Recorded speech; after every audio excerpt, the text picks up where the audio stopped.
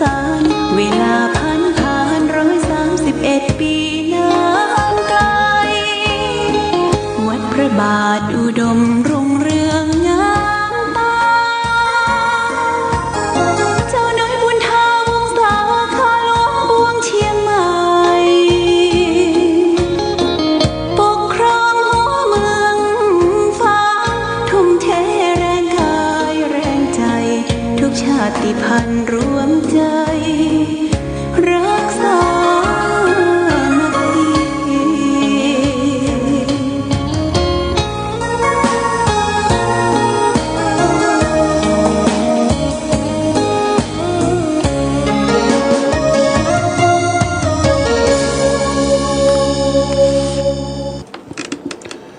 เจริญสุขศรัทธาสาธุชนญาติโยมท่านพุทธบริษัททั้งหลายวันนี้รายการธรรมประทีปส่องต่างก็ได้มาพบปะกับพ่อแม่พี่น้องศรัทธาสาธุชนญาติโยมแห่งครั้งหนึ่งวันนี้เป็นวันจันทร์ที่18เดือนตุลาคมพุทธศักราช2564ซึ่งตรงกับเดือน11ใต้เดือนเกี่ยงเหนือขึ้น12ค่ำวันนี้เป็นวันจันทร์เดือนเกี่ยงเนี่ยเกี่ยง59ระวิจันตังเสียติดกับจันทร์เดือนนี้จะมีวันเสีย2 วันญาติโยมเสียวันติดกับวันจันทร์ตามปกติปฏิทินร้านนาของวัดธาตุคำเจียงใหม่บอกว่าถ้าเป็นวันเสียนั้นเขาก็พึงเว้นจากการ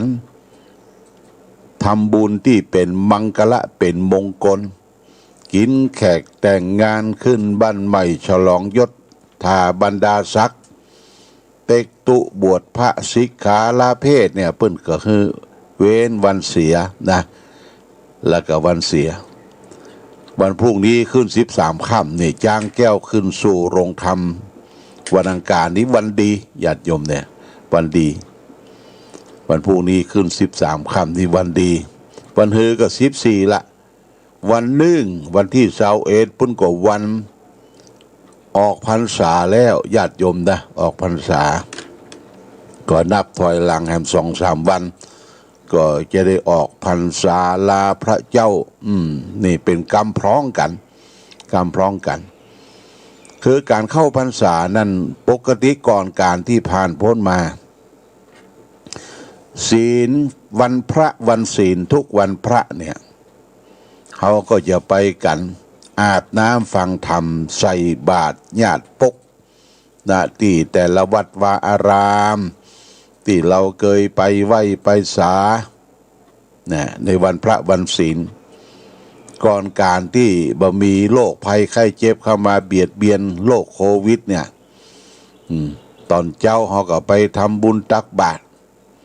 บางทีญาติโยมก็ห่อเข้าไปตัวแพ็คของไปตัวลวดฟังธรรมตอนบ่ายเพื่อจะฟังธรรมะตอนบ่ายธรรมที่เอามาเทศน์คือญาติโยมส่วนมากทางเมืองเหนือเขาก็เป็นทำข้าวทำนิยายสายเจื้อเรื่องต่างๆที่พระพุทธเจ้าได้เสวยพระชาติเป็นนอนั่นนอนี่ตั้งแต่500 ชาติญาติโยมแต่พอโควิด19เข้ามารุกเร้าศรัทธาญาติโยมตลอดถึงวัดวาอารามต่างๆเขาก็เปลี่ยนปรับยุทธพิธีที่จะเข้าวัดเข้าวายกตัวอย่างเช่นวัดพระบาทอุดมเนี่ยญาติโยมนะเขาก็มาใส่บาตรญาติปกกันตอน8 โมงเจ้าใส่บาตรแล้วรับบิณฑบาตแล้วเขาก็ฟังธรรมละฟังธรรมรวด8 โมงเกิงนี่ก็ฟังธรรม2 พูก เป็นธรรมก้อมเป็นธรรมสอนเป็นธรรมเรื่องต่างๆก็ทำฟังอยู่สองพูกฟังธรรมจบนี่ก็ประมาณสัก9 โมงก็ถวาย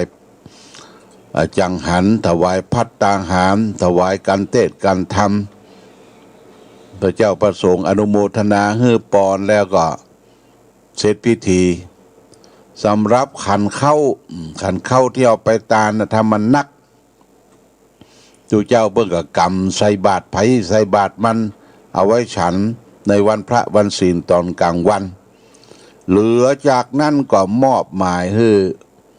พ่ออาจารย์ศรัทธาญาติโยมร่วมกันรับประทานอาหารตองเจ้าเป็นขยมทุเจ้าเสร็จบ่ฮื้อมันเหลือญาติโยมนะบ่ฮื้อมันเหลือก็เสร็จละเกิงวันก็นี่วิธีการประยุกต์ปรับปรุงขึ้นมาเฮาบ่ต้องไปล้อฟังธรรมตอนบ่ายแต่อยู่วัดวันค่ำเนี่ยญาติโยมมันก็เป็นที่ลำบากวัดเป็นศูนย์รวมไผมาไผไปนี่ก็บ่ฮู้จักไผญาติโยมต้องระมัดระวังทางกระทรวงสาธารณสุขเพิ่นก็บอกว่าบ่ฮื้อรวมกันจัดงานกินสลากหากไม้ทอดกฐินนี่ก็ผ่านมาทั้งนายอำเภอบอกว่าถ้าเว้นได้ก็เว้นนะงานศพงานซากจัดงานศพก็แบบนิวนอร์มอลจัดแต่พอดี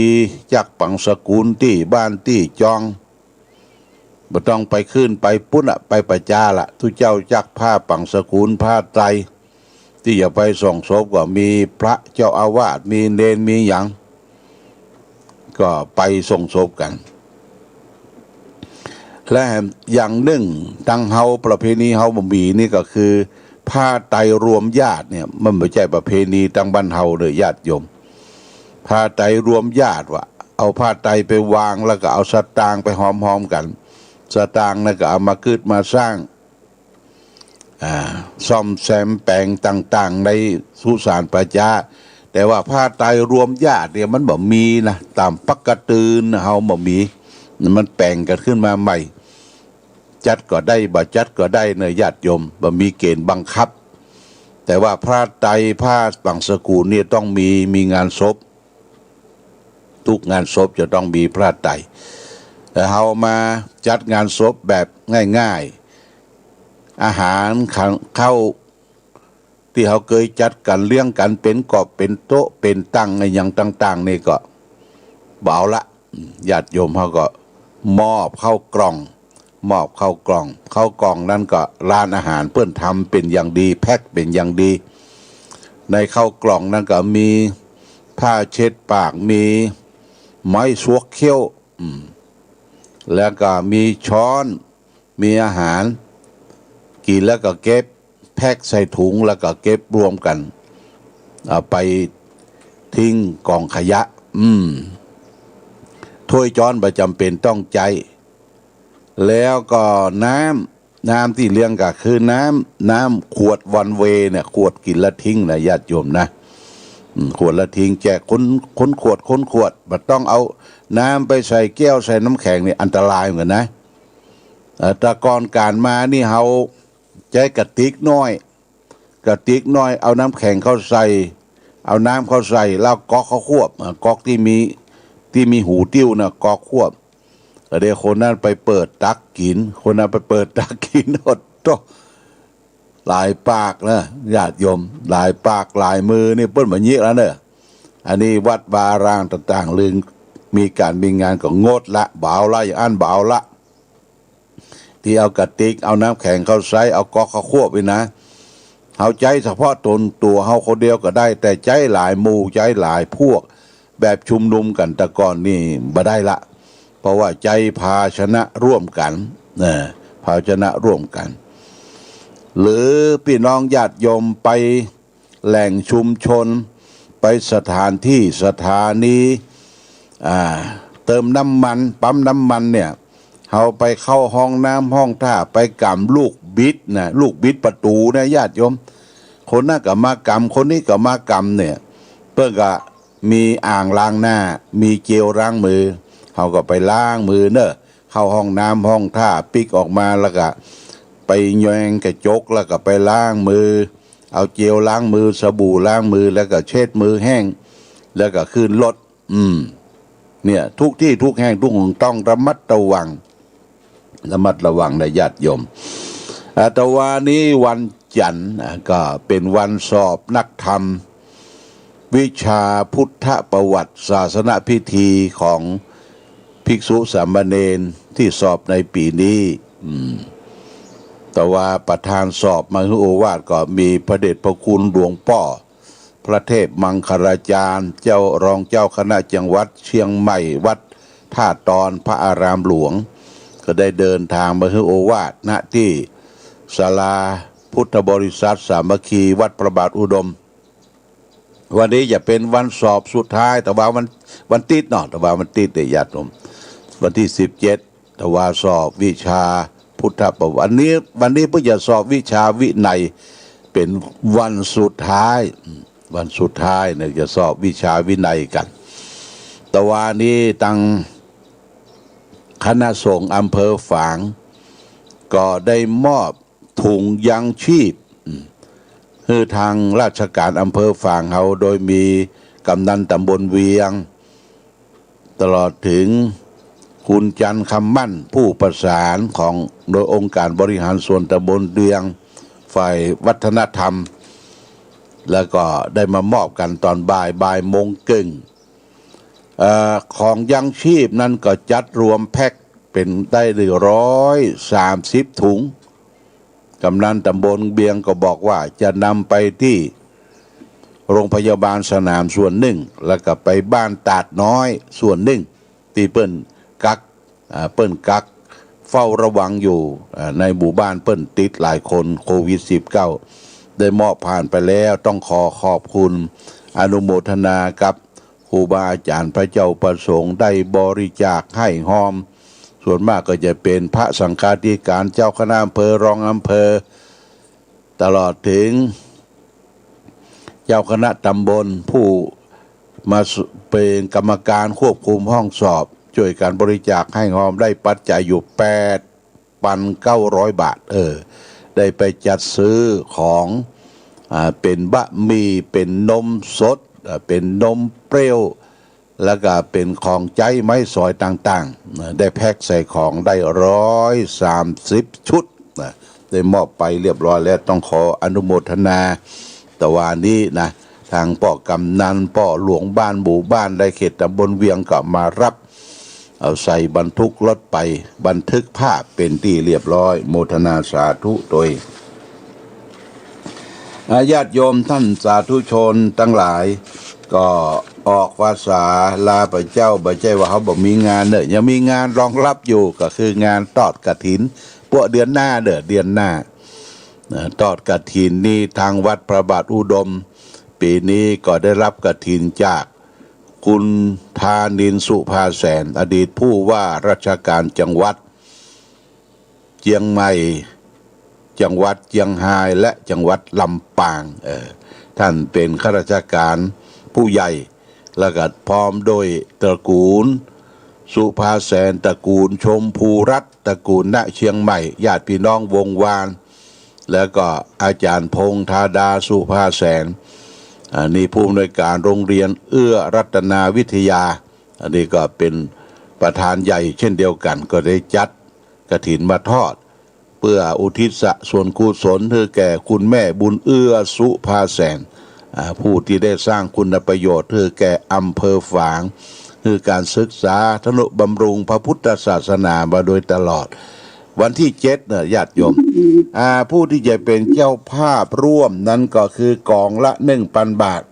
ที่แจ้งจำนงประสงค์มาแล้วก็แม่สมควรดงดำบ้านส่วนดอก10 กอง 10,000 บาทนายสุพัฒน์นางสายพินกิจสิริวณิชตลาดประบง10 กอง 10,000 บาทแม่สีนวลแสนวงบ้านประบงเวียง2 กอง 2,000 บาทแม่เกวียนสุทธเสนาพร้อมด้วยลูกหลานบ้านเต่าดิน10 กอง 10,000 บาทคณะลูกหลานป้อตวนแม่สายุทธหันตระกูล10 กอง 10,000 บาทแม่คำน้อยสุปัญญาบ้านสวนดอก1 กอง 1,000 บาทนางกาญจนีสุปัญญาบ้านสวนดอก1 กล่อง 1,000 บาท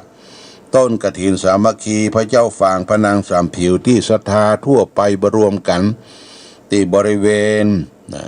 วณที่อนุสาวรีย์พระเจ้าฝางตั้งเป้าไว้10 กล่อง10,000 บาทแล้วก็คุณกนกพิษชัยนาพร้อมโดยครอบครัวร้าน2 พี่น้องสันทราย1 กล่อง 1,000 บาทป้าอุ้ยตุ่นแก้วสุธาธงบ้านหนองปลาสวายบ้านหนองปลาสวายบ้านห้องละปูน1 กล่อง 1,000 บาทแม่อุ้ยสุตาปลูกปานพร้อมโดยครอบครัวบ้านดงหันนาคโสบเตี้ยหางดงโสบเตี้ยปุ้นจอมตอง1 กล่อง 1,000 บาทป้อพักขันแก้วป้อพักทันแก้วได้กับแม่บัวจันพงนุชบ้านหนองป่าบ้านห้องละปูน1 กล่อง 1,000 บาทแม่หลวงอุทุมพรเดือนคำจันทร์บ้านแม่เมากีเล็ก1 กล่อง 1,000 บาทแม่นภานิพาบุญเทียนบ้านแม่เมากีเล็ก1 กล่อง 1,000 บาทพอเราตอนแม่มีพินชัยพินโยพาดปางปอย1 กล่อง 1,000 บาทแล้วก็ชมรมผู้ปฏิบัติธรรมประจำวันเสาร์ตั้งต้นรวมกันที่บ้านแม่จงดี3 กล่องตั้งเป้าไว้ 3,000 บาทศรัทธาปางปอยแม่คะวัดพระบาทอุดม1 กล่อง 1,000 บาทวัดพระธาตุศรีมหาโพธิ์1 กล่อง 1,000 บาทปนานประทุมวงเปงคุณวัฒนาพรศรีวันตันเจ๊แดงทอดที่วัดพระบาทอุดม9 กล่อง 9,000 บาทและก็ทอดที่วัดพระธาตุศรีมหาโพธิ์9 กล่อง 9,000 บาทแม่สุเกียวเปรกัญญาบ้านดงหันนาคศพเตี้ย1 กล่อง 1,000 บาทโมทนาสาธุมีทั้งวัดพระบาทอุดมนี้วันที่7 พฤศจิกายนแล้วก็วัดพระธาตุศรีมหาโพธิ์ตะโพธารามพระเจ้าหลวงในวันที่17 พฤศจิกายนแล้วก็พ่วงมาด้วยวัดปะลองห้วยจนุสวนชาอันนี้กล่องละ300นี่โดยการนำของพระครูสุภโชคหรืออาจารย์พงษ์วัดคงคานิมิตรที่ไปขึ้นไปสร้างศาลาการประเรียนหลังใหญ่วิหารนะที่วัดห้วยจนุกฐินห้วยจนุนี่จะทอดวันที่12เดือนพฤศจิกาเนี่ยเดือนยี่ออก8 ค่ำญาติโยมก็มีศรัทธาที่จองไว้แล้วบ้านปังปอยศรัทธาปังปอย2 กล่อง 600 บาทแม่อามโกดคำปังปอย1 กล่อง 300 บาทพ่อเราต่วนแม่มีชัยพินโยพาด1 กล่อง 300 บาทนายวิเชียรดังเรา1 กล่อง 300 บาท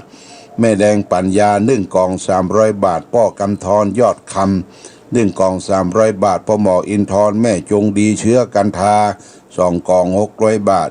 แม่อีน้ำจ้อย1 กล่อง 300 บาทแล้วก็แม่หลวงนางโนย